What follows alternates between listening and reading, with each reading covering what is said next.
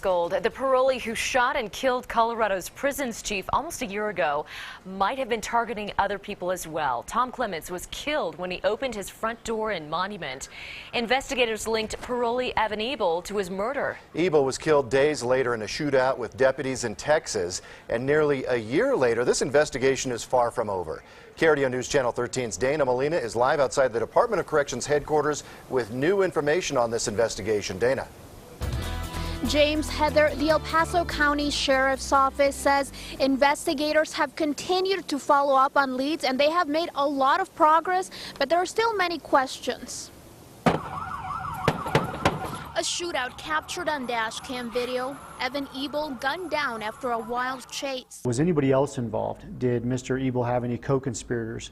If there were co-conspirators, who were they and what role did they play? Their questions El Paso County Sheriff's Office spokesman Lieutenant Jeff Kramer says take a long time to answer definitively. The Sheriff's Office is the lead investigating agency in prisons chief Tom Clements' murder. In the last year, investigators have named several people who might have had a connection to the shooting.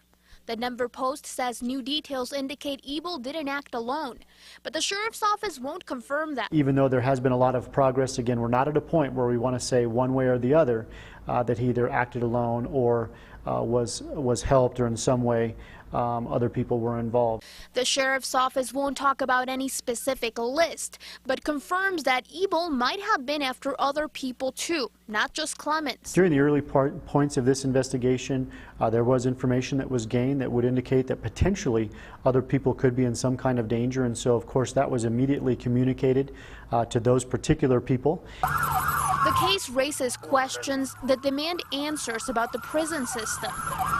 We contacted the Colorado Department of Corrections and asked about changes made to the prison system and parole system in the last year.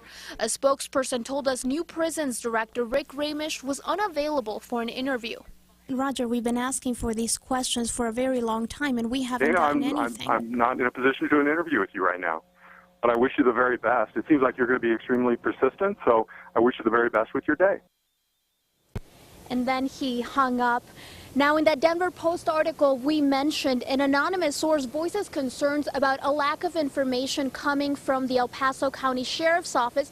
Lieutenant Kramer says they are only releasing information that is absolutely necessary, and they are keeping sensitive information that could jeopardize this case. Live in Colorado Springs, Dana Molina, KRDO News Channel 13. All right.